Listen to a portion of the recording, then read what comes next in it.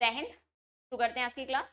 जैसा कि हमारी चर्चा इतिहास ग्रंथों को लेकर के हो रही थी कि हिंदी साहित्य में लिखे गए इतिहास ग्रंथ कौन कौन से थे, उन सारे ग्रंथों के बाद में हमने लगभग 40-45 ग्रंथों की एक सूची भी बना ली थी, जिसमें हमने ये तय किया था कि कौन कौन से इतिहास ग्रंथ महत्वपूर्ण है, जो बहुत ज्यादा इंपॉर्टेंट थे, उनको हमने टिक भी कर लिया था। आज सबसे पहले जो हम बात करेंगे, हमारी चर्चा का विषय होगा, वो होगा इतिहास ग्रंथों में जो हमने पहले पढ़े थे। जैसे हमने गारसदा तासी का पढ़ा था और हमने ग्रेशन का इतिहास ग्रंथ पढ़ा था, शुक्ल जी का, इनको हमने विस्तृत तरीके से देख लिया था। बाकी के इतिहास ग्रंथों में जो विशेष तथ्य हैं, जो इंपोर्टेंट्स हैं, जो नोट पॉइंट्स हैं, आज सबसे पहले हम उस पर चर्चा करेंगे, उनको नोट करेंगे। तो चलिए हेडिंग डाल दीजिएगा नोट पॉइंट, जिन्हें आप टिप्पणी भी कह सकते हो। तो आप नोट लिखिए और नोट लिख के सबसे पहले जो ग्रंथ के बारे में हम बात करेंगे वो होगा हजारी प्रसाद द्विवेदी का, हजारी प्रसाद द्विवेदी के ग्रंथों के बारे में। हजारी प्रसाद द्विवेदी। तो अगर मैं बात करूं कि इनके ग्रंथ कौन कौन से हैं बच्चे, तो इनके इतिहास ग्रंथ कितने थे? 3 इतिहास ग्रंथ थे। कौन कौन से आप बता सकते हो? तो सबसे पहले इन्होंने क्या लिखा? हिंदी साहित्य की भूमिका। इनका पहला ग्रंथ कौन सा था? साहित्य।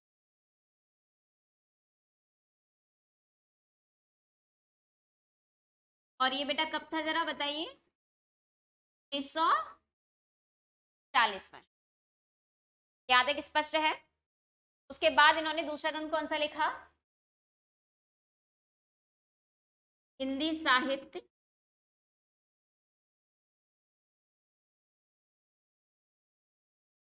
उद्भव एवं विकास।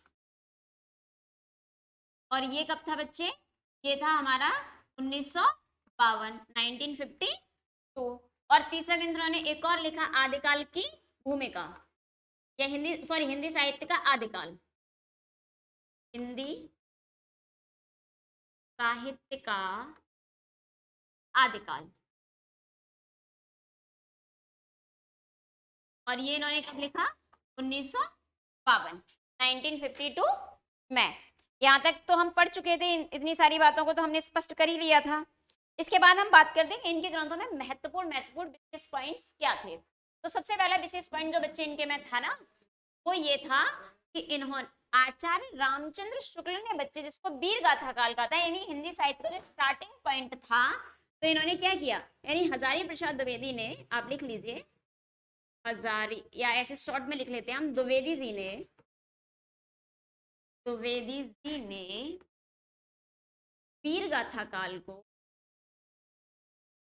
वीर गाथा काल को आदिकाल कहा। और ये इनकी बहुत बड़ी उपलब्धि, ये आदिकाल नाम आज भी सर्वमान्य है, आदिकाल कहा। सबसे पहली उपलब्धि इनकी क्या थी कि इन्होंने क्या किया, वीर गाथा काल को क्या कहा बच्चे? आदिकाल कहा। और दूसरी एक इंपॉर्टेंट बात इनके बारे में थी कि इन्होंने आदिकाल को,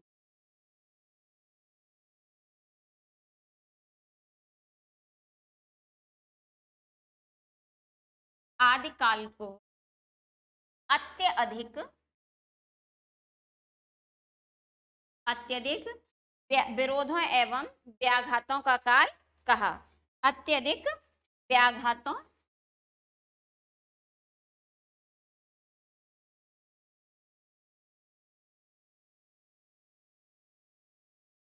एवं विरोधों का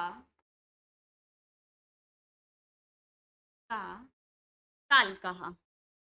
विरोधों का काल कहा। अगली महत्वपूर्ण बात क्या है कि इन्होंने भक्ति काल को एक नई दुनिया कहा।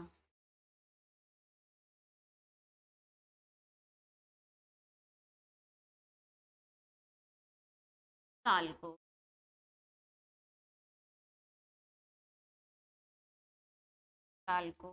एक नई दुनिया, नई दुनिया कहा।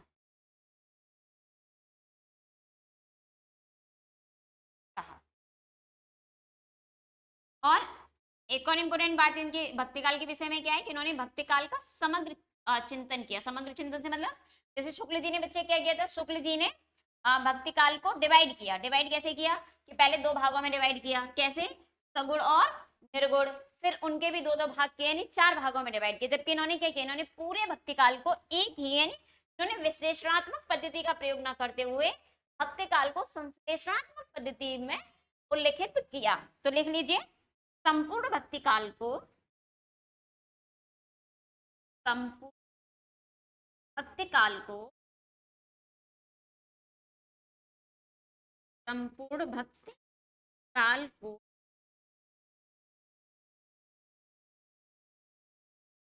एक ही विराट आंदोलन के रूप में, विराट आंदोलन के रूप में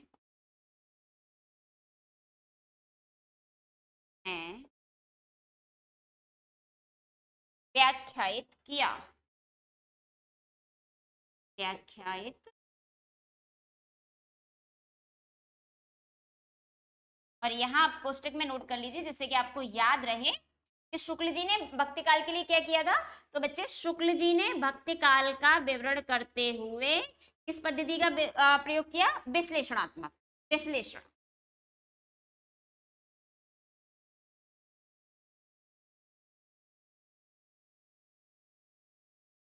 और हजारी प्रसाद द्विवेदी जी ने किस पद्धति का प्रयोग किया, संश्लेषण पद्धति।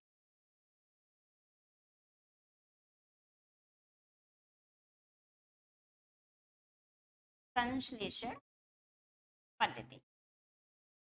विश्लेषण का मतलब क्या होता है, एनालिटिक करना, किसी भी चीज को खंड खंड में तोड़ करके डिवाइड करना ही क्या होता है, विश्लेषण पद्धति। तो शुक्ल जी ने क्या किया, शुक्ल जी ने भक्ति काल के पहले 2 भाग बताए, कौन कौन से, सगुण भक्ति काल और निर्गुण भक्ति काल। फिर उनके भी 2-2 पार्ट कर दिए। सगुण के क्या किए कि राम कृष्ण धारा अलग कहा और कृष्ण काव्य परंपरा अलग कहा। और निर्गुण की किस किस को बताया, ज्ञानाश्रयी धारा और प्रेमाश्रयी धारा। चलिए तो आप फटाफट से नोट कर लीजिए, और जो लोग स्क्रीनशॉट लेना चाह रहे हैं वो स्क्रीनशॉट लीजिए फटाफट से, फिर हम आगे बढ़ते हैं।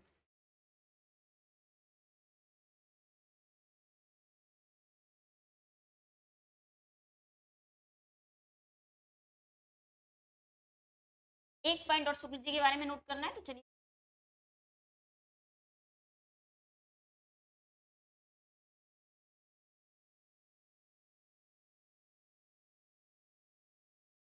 तो द्विवेदी जी के अनुसार जो साहित्य का एकमात्र लक्ष्य है वो क्या है, वो मनुष्य है। तो लिखो फटाफट से, मनुष्य ही, मनुष्य ही साहित्य का,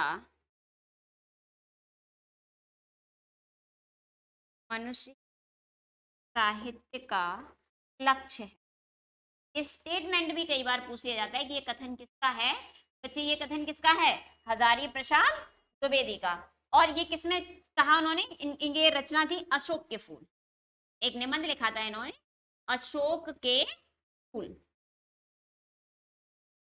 अशोक के फूल में इन्होंने कहा था कि साहित्य का एकमात्र लक्ष्य अगर कोई है तो वो क्या है, वो है मनुष्य। तो मनुष्य ही साहित्य का लक्ष्य है। ये स्टेट बहुत छोटा सा वाक्य है पर बहुत प्रचलित वाक्य है, अक्सर एग्जाम में पूछा जाता है। नोट कर लिया। चलिए तो आगे बढ़े, तो अगले ग्रंथ की हम बात करते हैं। तो अगला ग्रंथ है हमारा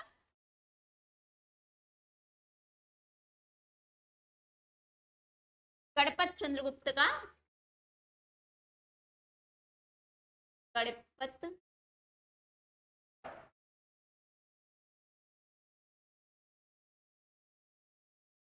चंद्र,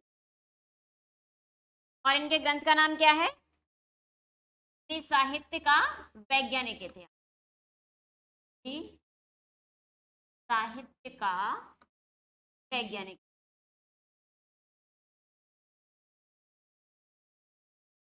वैज्ञानिक।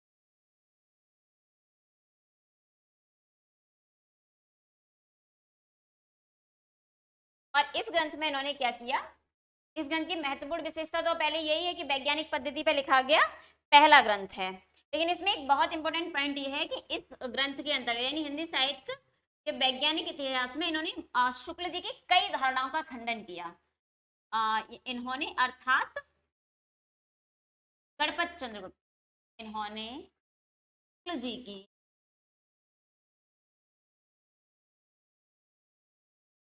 कई धारणाओं का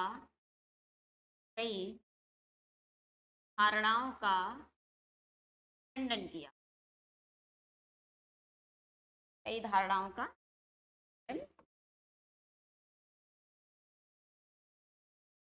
और जितनी धारणाओं में इन्होंने जितनी धारणाओं का खंडन किया था उनमें सबसे महत्वपूर्ण थी जो इन्होंने ये कहा था, यानी सबसे इंपोर्टेंट इसमें कौन सी थी? शुक्ल जी ने क्या कहा था? शुक्ल जी ने कहा था कि जो सूफी काव्य परंपरा है वो किस पर है? मसनवी शैली पर है। याद आ रहा है? मसनवी शैली पर आधारित है। जब हमने शुक्ल जी के ग्रंथ की सीमाओं की बात की थी, सीमाएं पढ़ी थी, तो उस समय हमने उनकी सीमाएं कौन कौन सी सीमाओं की बात की थी? सबसे पहली सीमा कि उन्होंने क्या किया था? आदिकाल को कहां से शुरू किया था? यानी आदिकाल में उन्होंने बहुत सारी चीजों को संकुचित कर दिया था। और दूसरी बात थी कि जिस आदिकाल को उन्होंने वीर गाथा काल किया था, जिन 12 रचनाओं के आधार पर, उनमें 8 कैसी थी? अप्रामाणिक सिद्ध हो चुकी थी बाद में। और भक्ति काल को उन्होंने क्या किया? भक्ति काल में सीमा ये थी कि उन्होंने सिर्फ 2 भागों में बांटा, सगुण और निर्गुण। और सगुण में भी उन्होंने क्या किया? राम और कृष्ण को बांटा। राम और कृष्ण में क्या है कि भाई इसके अलावा भी तो भक्त हैं, उनका उन्होंने कोई विवेचन नहीं किया। और निर्गुण परंपरा में क्या किया? उन्होंने संत मत के लिए कहा कि इन्होंने एकेश्वरवाद को लिया, और सूफी मत के लिए कहा मसनवी शैली को किया है। तो गणपत चंद्रगुप्त ने कहा कि जो सूफी काव्य परंपरा है वो सिर्फ और सिर्फ मसनवी शैली से प्रभावित नहीं है, प्रभावित है लेकिन केवल और केवल मसनवी शैली से प्रभावित नहीं है, उसका और भी चीजों का प्रभाव है। और दूसरा इनके बारे में मुख्य पॉइंट है कि इस ग्रंथ में ना वैज्ञानिकता बहुत ज्यादा आ गई है, यानी कि कहीं कहीं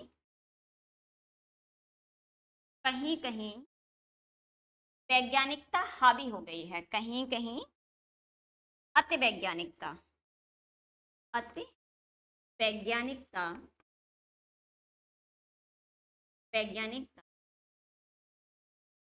हावी हो गई।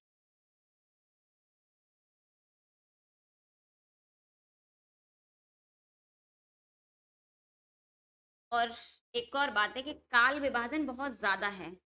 काल विभाजन, इन्होंने काल विभाजन बहुत कई सारे पार्टों में कर दिया। तो काल विभाजन न केवल ज्यादा है, न केवल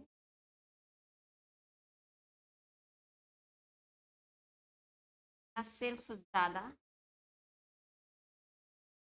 बल्कि उलझ भी गया है। उलझ भी गया से मतलब क्या है कि चीजें बिखर सी गई हैं। उलझ गया है। नोट कीजिए फटाफट से, उसके बाद हम अगले ग्रंथ पर बढ़ते हैं।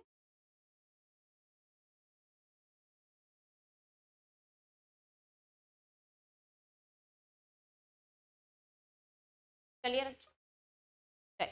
अगला ग्रंथ जो कि पिछली बार टीजीटी के एग्जाम में बहुत अच्छा रोल रहा था जिस ग्रंथ का, वो था डॉक्टर बच्चन सिंह का, डॉक्टर बच्चन सिंह। और इनके इतिहास ग्रंथ का नाम क्या है? हिंदी साहित्य का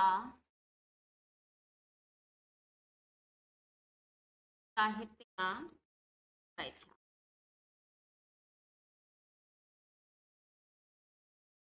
डॉक्टर बच्चन सिंह स्टेटमेंट दिया, उन्होंने कहा कि जब से शुक्ल जी और हजारी प्रसाद द्विवेदी ने ग्रंथ लिखे, और उन्होंने कब लिखे?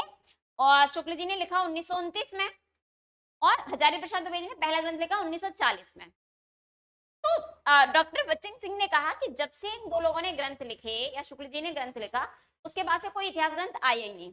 या तो शुक्ल जी के ग्रंथ का विरोध कर रहा था या उनके पक्ष में खड़े थे, यानी इनके पक्ष में लिखे, कोई ग्रंथ नहीं लिखा। तो अब एक नए ग्रंथ लिखने की बारी, और वो ग्रंथ किसने लिखा? स्वयं डॉक्टर बच्चन सिंह।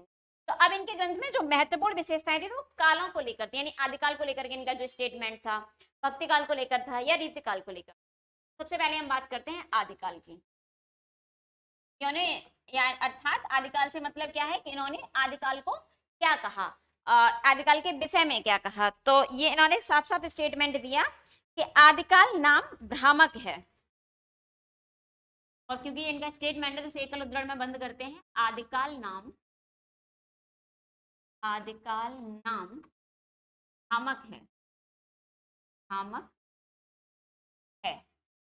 और आगे इन्होंने क्या कहा, आगे इन्होंने कहा आदिकाल को इससे बाबा आदम के जमाने का बोध होता है। इससे अर्थात इसके नाम से बाबा आदम, बाबा आदम के जमाने का बोध होता है। ये इनका स्टेटमेंट था आदिकाल को आदिकाल कहने। पहले तो महत्वपूर्ण है कि आप इनका स्टेटमेंट लिखें और उसके बाद इन्होंने आदिकाल को किस नाम से कहना ज्यादा बेहतर समझा, तो इन्होंने कहा कि आदिकाल को अपभ्रंश का जातीय साहित्य नाम दिया। आदिकाल को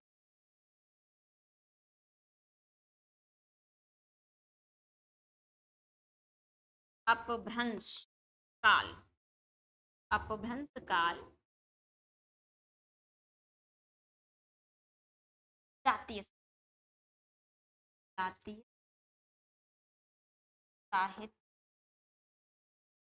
नाम दिया। जातीय साहित्य, यानी इन्होंने आदिकाल को क्या कहा, अपभ्रंश काल जातीय साहित्य। नोट कीजिए फटाफट से।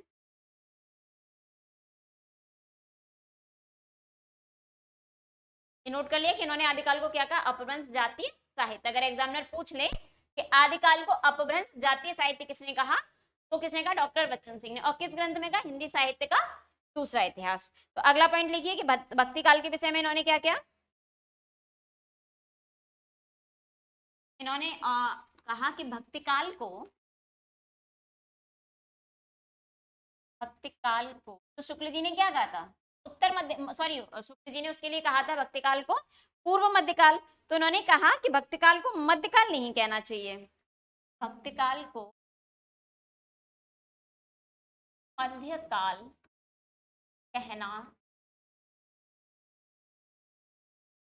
उचित नहीं। इनके अनुसार क्या था कि भक्ति काल को मध्यकाल कहना उचित नहीं, क्योंकि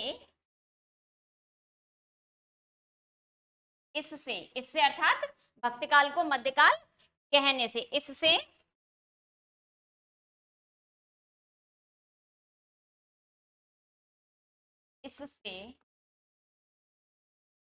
जकड़ी हुई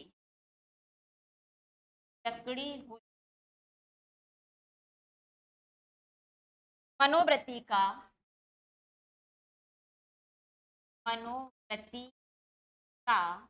पता चलता है, क्या पता,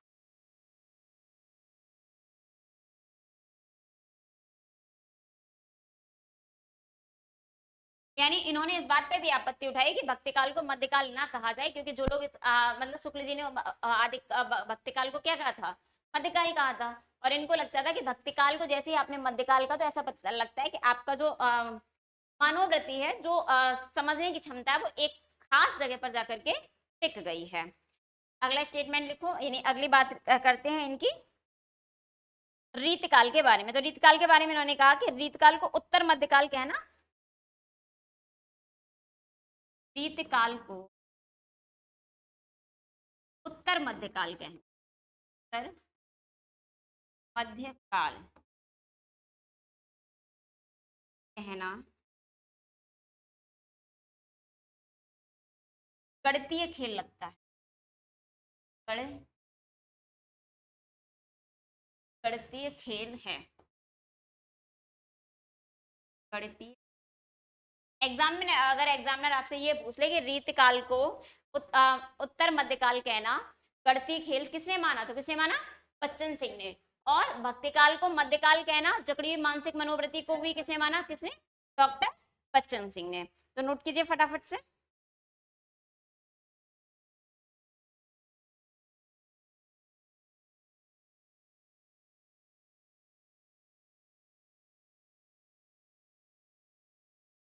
नोट कर लिए बेटा। अब देखो इतिहास ग्रंथों के बारे में यहाँ तक चर्चा संपन्न है।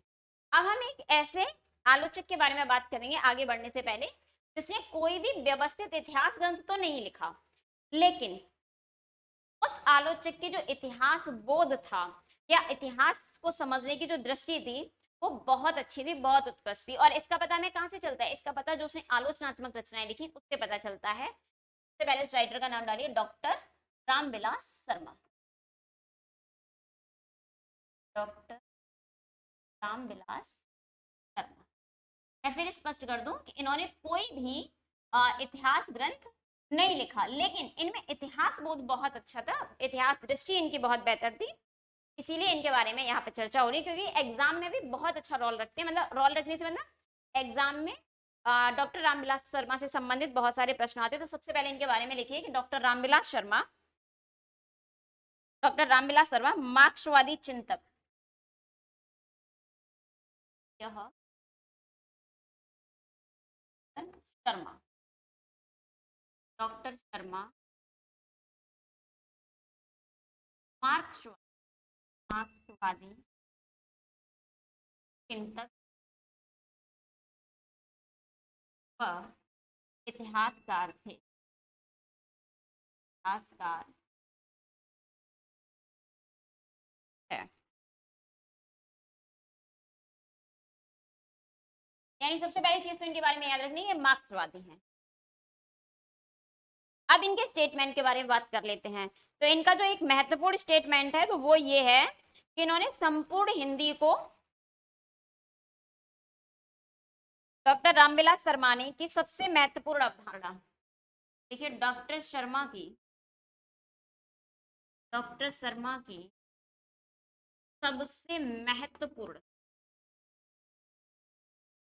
सबसे महत्वपूर्ण अवधारणा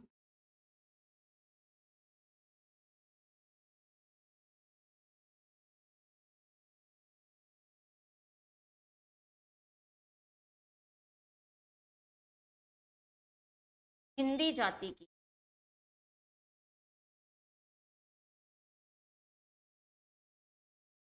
जाति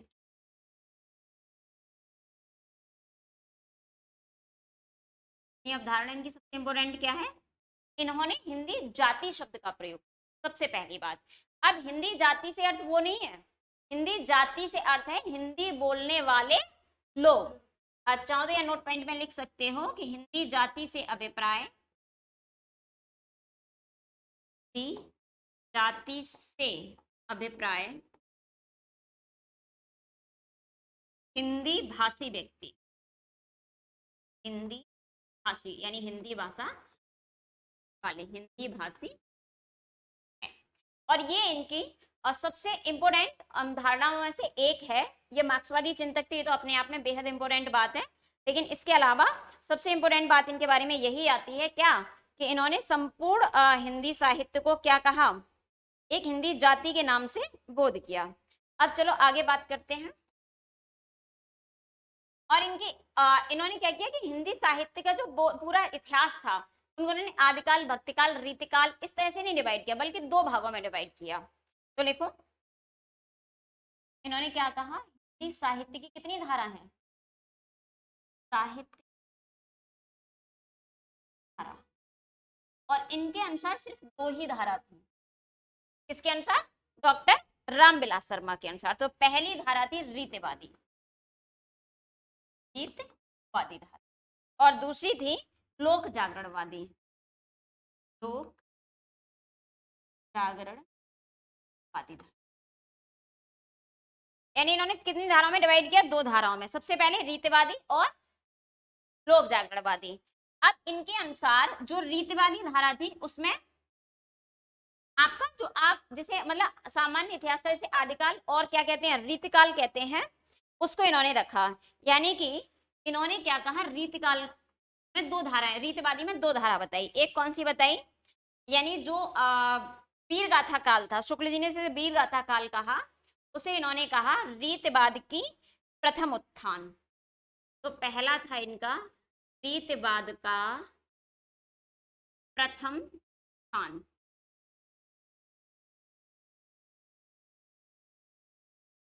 और दूसरी विचारधारा इन्होंने बताई रीतवाद का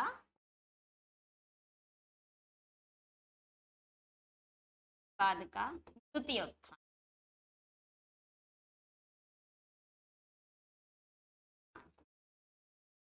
अब इन्होंने रीतिवाद का प्रथम उत्थान किसको कहा बच्चे? तो इन्होंने जो आदिकाल या जिसको कहा था शुक्ल जी ने वीरगाथा काल, हम आदिकाल शब्द लिखे लेते हैं क्योंकि आदिकाल सर्वमान्य मत है। आदिकाल को इन्होंने क्या कहा? आदिकाल को डॉक्टर रामविलास शर्मा ने कहा रीतिवाद की प्रथम उत्थान धारा, यानी यहां से रीतिवाद क्या है? उठ रहा है। और इसको क्या माना इन्होंने? माना इसको माना रीतकाल, जिसे हम आम शब्द में क्या कहते हैं? रीतकाल कहते हैं। रीत काल। और लोक जागरणवादी धारा को इन्होंने क्या कहा? इन्होंने भक्ति काल। और इसमें कौन कौन से आपके आए? तो इसमें आए बच्चे, एक तो आ गया आपका भक्ति काल, जिसको इन्होंने क्या कहा? लोक जागरण का काव्य। लोक जागरण का काव्य। और एक स्पेशल विचारधारा तो इनकी आधुनिक काल को लेकर चली, के बारे में हम डिस्कस कर लेंगे। आधुनिक और ये लोक जागरण का काल इन्होंने कहा, ये कहा इन्होंने काल को।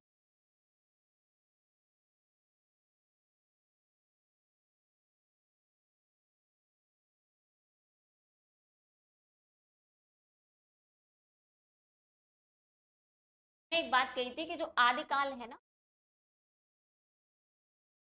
आदिकाल को वास्तविक मध्यकाल कहा। आदिकाल को वास्तविक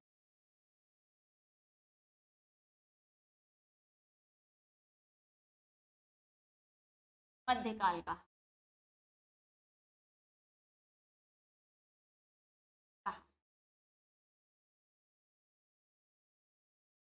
किसने? डॉक्टर रामविलास शर्मा ने। नोट करो।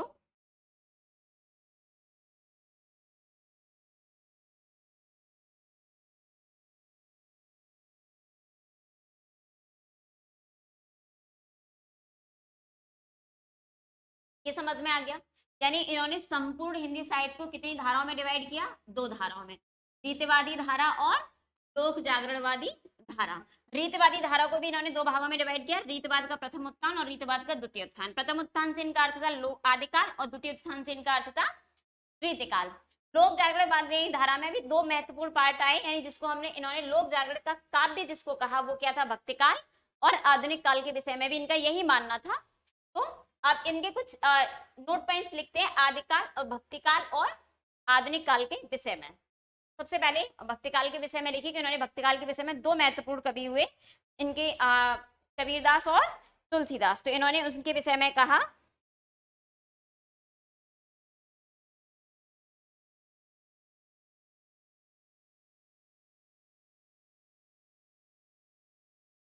डॉक्टर रामविलास शर्मा कहते थे कबीर और तुलसी, कबीर व तुलसी में गहरे इतिहास बोध का, तुलसी जैसे कवि, जैसे कवि गहरे इतिहास बोध, गहरे इतिहास बोध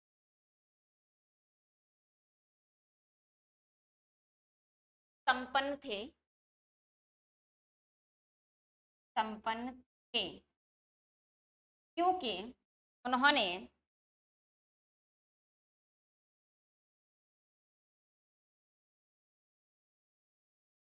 अपने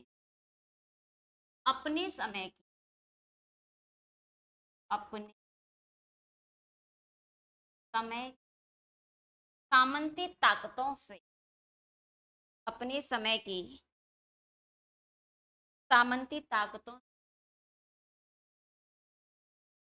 सामंती ताकतों से डट कर मुकाबला लिया, कर मुकाबला। ये भक्ति काल को जिन्होंने लोक जागरण का काव्य कहा उनके विषय में इनका एक स्टेटमेंट है कि जो तुलसी और कबीर जैसे कवि थे वो क्या थे? उनमें गहरे इतिहास बोध से संपन्न थे, गहरे इतिहास बोध से परिपूर्ण थे, क्योंकि उन्होंने अपने समय की जो सामंती ताकतें थी, जैसे कबीरदास के विषय में बात करें तो उस समय इस्लाम बहुत ज्यादा हावी हो रहा था, उन्होंने ब्राह्मणवाद भी बहुत हावी था, धर्म बहुत हावी था, तो उसका बोध मिलता है। तुलसीदास के समय में भी समन्वयवाद बेहतर तरीके से लोगों को आपस में जोड़ने का काम किया, तो इन्होंने क्या किया कि उन्होंने अपने समय की जितनी भी सामंती ताकतें थी उनका डटकर मुकाबला किया। इसलिए ये क्या है, ये गहरे इतिहास बोध से परिपूर्ण है, यानी इनमें गहरे इतिहास बोध की समझ है।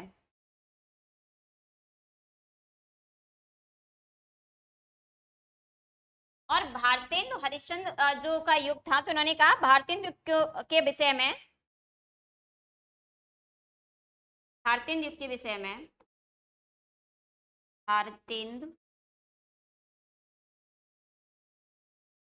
युग के विषय में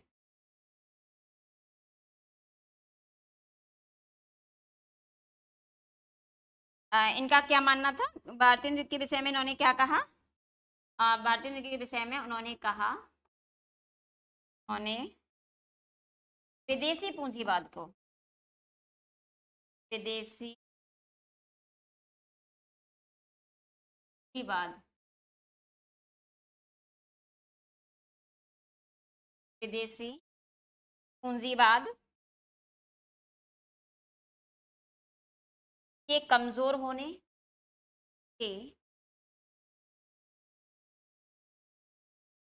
कमजोर व स्वदेशी पूंजीवाद, स्वदेशी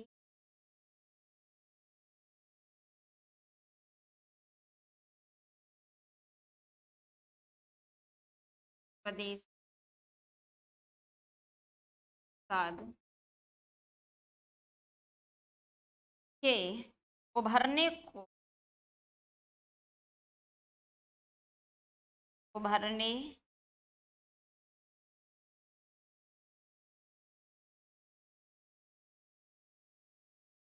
का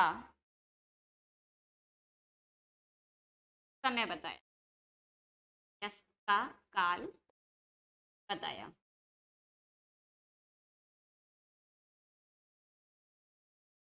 यानी भारतीय नृत्य के विषय में उन्होंने क्या कहा कि भारतीय नृत्य के विषय में उन्होंने विदेशी उन्होंने कहा कि विदेशी जो पूंजीवाद था, जो विदेशी ताकतें थी वो धीरे धीरे कमजोर हो रही थी, और जो स्वदेशी पूंजीवाद था वो धीरे धीरे पनप रहा था। नोट कर लिया, नोट करो फटाफट से।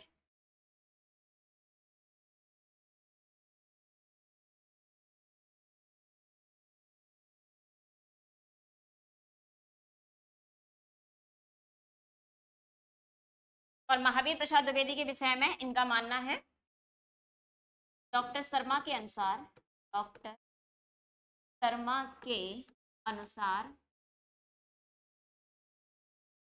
महावीर प्रसाद द्विवेदी की रचना, महावीर प्रसाद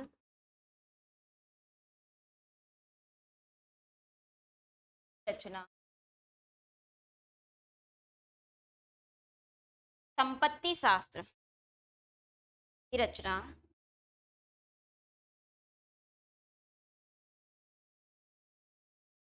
शास्त्र बहुत इंपोर्टेंट रचना है इनकी, संपत्ति शास्त्र।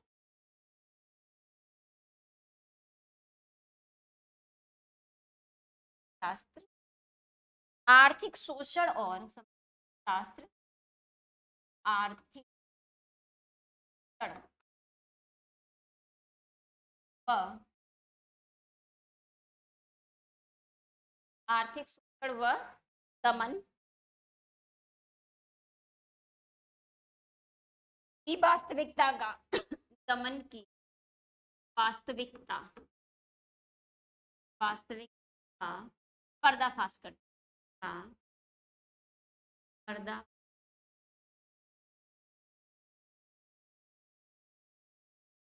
इनका मानना था कि जो महावीर प्रसाद द्विवेदी ने संपत्ति शास्त्र लिखा उसमें रियल रूप में जो आर्थिक शोषण हो रहा है या जो आर्थिक दमन किया जा रहा है वो किस तरीके से किया जा रहा है उसका पर्दाफाश करती है। कौन सी पुस्तक, संपत्ति शास्त्र। और प्रेमचंद के विषय में तो इनका बहुत ही उत्कृष्ट कोटि का बात है। इन्होंने कहा कि यदि, यानी रामविलास शर्मा के अनुसार यदि 1915 से 36 तक, 1915 से 1936 36 ईस्वी तक, 36 ईस्वी तक के समय का इतिहास, यदि 1915 से 1936 ईस्वी तक का इतिहास नष्ट भी हो जाता, नष्ट भी हो जाता, नष्ट भी हो जाता जाता तो प्रेमचंद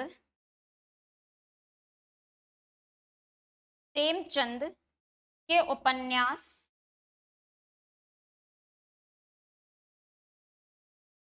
उपन्यास व कहानियां, उपन्यासों व कहानियों के आधार पर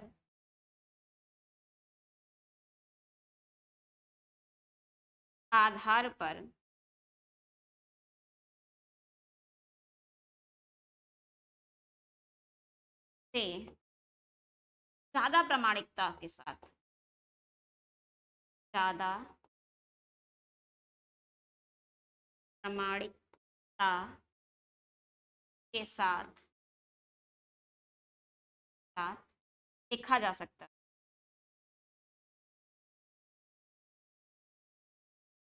था। और ये बात अपने आप में बहुत महत्वपूर्ण है। हम ये कह रहे हैं कि यदि इतिहास भी यदि नष्ट हो जाएगा तो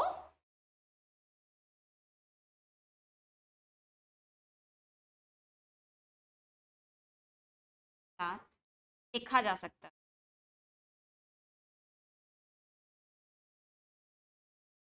था।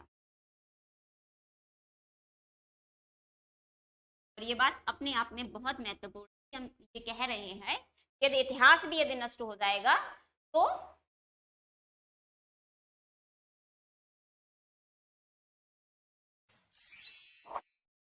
यानी इन्होंने क्या कहा कि अगर 1915 से लेकर के 1936 तक का, यानी वो समय जहां मुंशी प्रेमचंद का युग के नाम से हम जानते हैं, वो समय इतना अधिक उनकी कहानी अगर नष्ट हो जाता है इतिहास किसी भी तरीके से, तो हम क्या करते, हम प्रेमचंद के उपन्यासों और कहानियों से ही पता कर लेते कि हमारे देश का इतिहास 1915 से लेकर के 36 तक के समय कैसा रहा। तो नोट कीजिए फटाफट से।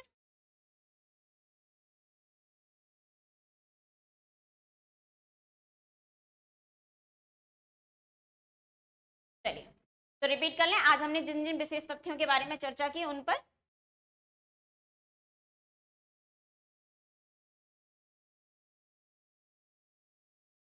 आज जो हमारी चर्चा का विषय थे वो विशेष तथ्य थे, नोट पॉइंट्स थे। नोट पॉइंट्स किस विषय में, जो हमने इतिहास ग्रंथ लिखे थे उनके विषय में जो मुख्य मुख्य नोट्स पॉइंट्स थे उनके बारे में हम बात कर रहे थे।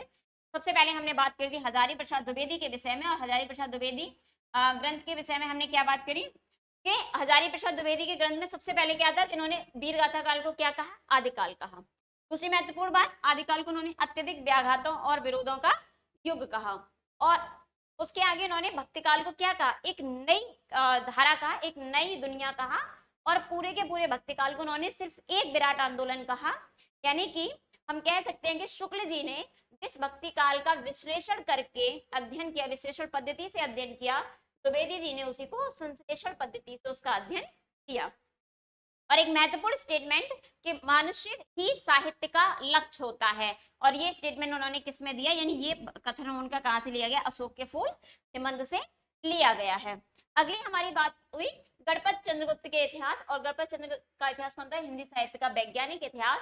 तो इन्होंने क्या किया, अपने इतिहास ग्रंथ में शुक्ल जी की बहुत सारी धारणाओं का खंडन किया। उनमें सबसे इंपोर्टेंट बात थी सूफी काव्य की, यानी कि शुक्ल जी ने कहा था कि सूफी काव्य मसनवी शैली से प्रभावित है, एकमात्र मसनवी शैली से।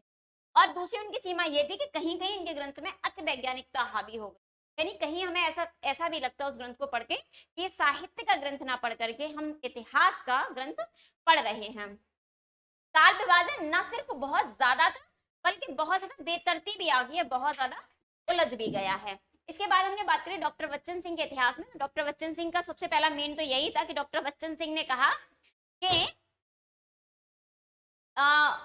जो अब तक शुक्ल जी के इतिहास के पक्ष में या तो लिखे गए या विरोध में लिखे गए कोई इतिहास ग्रंथ लिखा ही नहीं गया, तो उन्होंने एक नया इतिहास ग्रंथ लिखा, इसका नाम ही इन्होंने साहित्य का दूसरा इतिहास। अब इसमें इन्होंने क्या किया कि आदिकाल को इन्होंने भ्रामक कहा। उन्होंने कहा कि वीर गाथा काल को आदिकाल कहना भ्रामक नाम है, क्योंकि इससे किसका बोध होता है, ऐसा लगता है कि बहुत पुराने जमाने की हम बात कर रहे हैं। और जबकि इन्होंने स्वयं आदिकाल को किस नाम से जाना, अपभ्रंश का जातीय साहित्य। इसके बाद में बच्चन सिंह ने भक्तिकाल को कहा कि भक्तिकाल को मध्यकाल जो शुक्ल जी ने कहा है वो कहना उचित नहीं है। क्यों? क्योंकि इससे ऐसा लगता है कि उनकी मानसिक मनोवृत्ति एक खास जगह पर जकड़ी हुई है, एक खास जगह का ही बोध होता है। और उत्तर भक्तिकाल यानी रीतकाल के बारे में उन्होंने कहा कि इसको उत्तर मध्यकाल नहीं कहना चाहिए, क्योंकि इससे ऐसा लगता है कि हम मैथमेटिक्स में यानी गणितीय खेल की बात कर रहे हैं। इसके बाद में डॉक्टर रामविलास शर्मा, जो कि एक इतिहासकार के रूप में तो नहीं जाने जाते, इनका कोई भी व्यवस्थित इतिहास ग्रंथ हमें प्राप्त नहीं होता है, इवन देन इनमें इतिहास बोध बहुत ज्यादा था। तो डॉक्टर रामविलास शर्मा जो उसकी सबसे पहले जानते हैं, डॉक्टर शर्मा एक मार्क्सवादी चिंतक और इतिहासकार थे, और इनकी सबसे महत्वपूर्ण अवधारणा थी हिंदी जाति की अवधारणा, क्योंकि इन्होंने हिंदी जाति शब्द का जो प्रयोग किया था वो हिंदी भाषी लोगों के लिए, यानी हिंदी में जो भी कुछ है वही क्या है, हिंदी जाति है। और इन्होंने कहा कि आदिकाल को वास्तविक मध्यकाल कहा। इन्होंने कहा कि आदिकाल ही क्या है, वास्तविक मध्यकाल है। पूरी की पूरी हिंदी साहित्य धारा को इन्होंने दो भागों में बांटा, रीतिवादी धारा और लोक जागरणवादी धारा। रीतिवादी धारा के दो भाग किए, रीतिवाद का प्रथम उत्थान और रीतिवाद का द्वितीय उत्थान। प्रथम उत्थान इन्होंने आदिकाल को कहा और द्वितीय उत्थान इन्होंने रीतिकाल को कहा। और लोक जागरण काल में भक्तिकाल के काव्य को उन्होंने लोक जागरण काल का काव्य कहा। और आधुनिक काल के विषय में इन्होंने सबसे महत्वपूर्ण बात भक्ति काल के विषय में कहा कि अगर सूर और कबीर जो थे ना, पहले से ही इतिहास बोध बहुत ज्यादा था। क्यों? क्योंकि उन्होंने अपने समय की सामंती ताकतों से डटकर मुकाबला किया। और आदिकाल के विषय में, भारतीय युग के विषय में इन्होंने कहा कि भारतीय युग जो था ना वो युग था कि जहां विदेशी पूंजीवाद कमजोर हो रहा था और स्वदेशी पूंजीवाद उभरने का प्रयास कर रहा था। उनके अनुसार उन्होंने कहा कि महावीर प्रसाद द्विवेदी का जो संपत्ति शास्त्र है वो एक ऐसी रचना है जो आर्थिक शोषण और दमन को की वास्तविकता का पर्दाफाश करती है। और सबसे इंपोर्टेंट नोट इनका स्टेटमेंट था मुंशी प्रेमचंद के विषय में। इन्होंने ये कहा कि यदि सन 1915 से लेकर के 1936 तक का इतिहास नष्ट भी हो जाता तो भी मुंशी प्रेमचंद के उपन्यास और कहानियां अपने आप में सफिशिएंट थे, अपने आप में पर्याप्त थे उस समय के इतिहास बोध का अध्ययन कराने के लिए। तो चलिए आज की इस क्लास में इतना ही। धन्यवाद।